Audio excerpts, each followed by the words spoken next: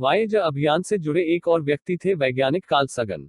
सगन ने वायेजर यानों से ग्रामोफोन जोड़ने के प्रोजेक्ट पर काम किया था। वो पहले अमेरिका की कॉर्नेल यूनिवर्सिटी में एस्ट्रोफिजिक्स पढ़ाया करते थे। बाद में सगन नासा के लिए काम करने लगे। वो मंगल ग्रह पर जाने वाले पहले अभियान वाइकिंग का भी हिस्सा थे। उन्होंने बच्चों के लिए विज्ञान की कई दिलचस्प किताबें लिखी। कई रेडियो और टीवी कार्यक्रमों में भी भागीदारी की। वायेजर यानों में ग्रामोफोन लगाने का उद्देश्य एक आशा थी। आशा ये कि धरती के अलावा भी ब्रह्मांड में कहीं जीवन अवश्य है। यात्रा करते करते जब किसी और सभ्यता को हमारा वायेजर मिले तो उसे मानवीय सभ्यता की एक झलक इन ग्रामोफोन रिकॉर्ड के जरिए मिले। यानी वायेजर सिर्फ एक अंतरिक्ष अभियान नहीं, बल्कि सुदूर ब्रह्मांड को भेजा गया मानवता का संदेश भी है। ये ग्रामोफोन तांबे के डिस्क से बने हैं, जो करीब 1 अरब साल तक सही सलामत रहेंगे। इस दौरान जो अगर वायेजर किसी ऐसी सभ्यता के हाथ लग गया जो ब्रह्मांड में कहीं बसती है, तो इन ग्रामोफोन रिकॉर्ड के जरिए उन्हें मानवता के होने का, उसकी प्रगति का संदेश मिलेगा। आज की दिनांक में वायेजर अभियान की वास्तविक तस्वीरों को लंदन के क्वीन मैरी कॉलेज की लाइब्रेरी में रखा गया है, क्योंकि नासा ने इन तस्वीरों की डिजिटल कॉपी बना ली है। गैरी हंट बताते हैं कि जब वायेजर एक ने शनि के चंद्रमा मिमास की तस्वीरें भेजी थी, तो उन्हें देखकर सभी लोग हैरान रह गए थे। वो दौर स्टार वार्स फिल्मों का था, इसलिए वैज्ञानिकों ने मिमास को डेथ स्टार का फिल्मी नाम दिया था। वायेजर ने तस्वीरों के जरिए हमें शनि के वलयों के नए रहस्य बताए थे। इस अभियान से पता चला था कि शनि के उपग्रह टाइटन पर बड़ी तादाद में पेट्रोकेमिकल हैं और यहाँ मीथेन गैस की बारिश होती है। वायेजर अभियान के जरिए हमें शनि के छोटे से चंद्रमा इनसेलाड्स का पता चला था। बाद में कैसिनी ह्यूजेंस अभियान के जरिए भी इसके बारे में कई जानकारियां मिली थी। आज सौरमंडल में जीवन की के सबसे अधिक संभावना शनि के चंद्रमा इनसेलाड्स पर ही दिखती हैं। वैज्ञानी एमिली लकड़ावाला कहती हैं कि शनि का हर चंद्रमा अपने आप में अलग है। एमिली के मुताबिक वायेजर के जरिए हमें यह एहसास हुआ कि शनि के तमाम चंद्रमाओं की पड़ताल के लिए हमें नए अभियान भेजने की जरूरत है। नवंबर 1980 में वायेजर 1 ने शनि से आगे का सफर शुरू किया। 9 महीने बाद वायेजर 2 ने सौरमंडल के दूर के ग्रहों का मार्ग लिया। वो 1986 में यूरेनस ग्रह के करीब पहुंचा। वायेजर 2 ने हमें बताया कि ये ग्रह गैस से बना हुआ है और इसके 10 उपग्रह हैं। 1989 में वायेजर 2 नेपच्यून ग्रह के करीब पहुंचा तो हमें पता चला कि इसके चंद्रमा तो बेहद दिलचस्प हैं। ट्राइटन नाम के चंद्रमा पर नाइट्रोजन के गीजर देखने को मिले।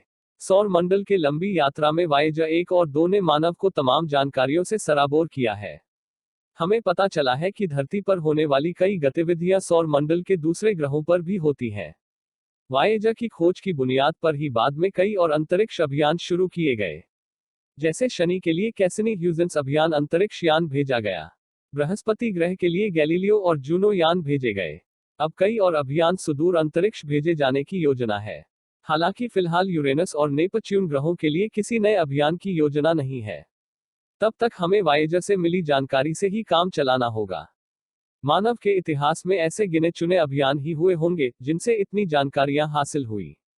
आज 40 साल बाद तकनीक ने काफी तरक्की कर ली है। ऐसे में वायेजर यान पुराने पड़ चुके हैं। वायेजर विश्व के पहले ऐसे अंतरिक्ष अभियान थे जिनका नियंत्रण कंप्यूटर के हाथ में था। आज 40 वर्ष बाद भी ये दोनों ही यान खुद से अपना सफर तय करते हैं, अपनी पड़ताल करते हैं और जरूरत पड़ने पर अपना बैकअप सिस्टम चालू करते हैं। वायेजर को बनाने में इस्तेमाल हुई कई तकनीक हम आज भी इस्तेमाल करते हैं। आज के मोबाइल फोन और सीडी प्लेयर वायेजर में इस्तेमाल हुई कोडिंग सिस्टम तकनीक का इस्तेमाल करते हैं। आज के स्मार्टफोन में तस्वीरें प्रोसेस करने की जो तकनीक है, वो वायेजर के विकास के दौरान ही खोजी गई थी। वायेजर अभियान का सबसे महान क्षण उस वक्त आया था जब 14 फरवरी 1990 को इसने अपने कैमरे धरती की तरफ घुमाए थे। उस दौरान पूरे सौर मंडल और ब्रह्मांड में धरती सिर्फ एक छोटी सी नीली प्रकाश जैसी दिखी थी।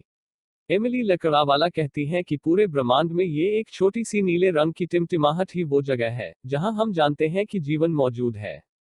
वो कहती हैं कि किसी भी खगोलीय घटना से धरती पर से जीवन समाप्त हो सकता है। ऐसे में वायेजर के जरिए ही हमारी सभ्यता की निशानियां सुदूर ब्रह्मांड में बची रहेंगी। 2013 में वायेजर एक अंतरिक्ष यान सौरमंडल से दूर निकल गया। आज वो अंतरिक्ष में घूम रहा है, अभी भी जानकारियां भेज रहा है। जल्द ही वायेजर 2 भी सौरमंडल से बाहर चला जाएगा। दोनों ही अंतरिक्ष यान में आणविक बैटरियां लगी हैं।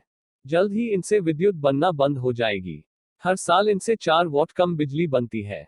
वायेजर के प्रोग्राम मैनेजर सूजी डॉट कहते हैं कि हमें बहुत सावधानी से वायेजर अभियान को जारी रखना है। इसके पुराने पड़ चुके यंत्र बंद किए जा रहे हैं।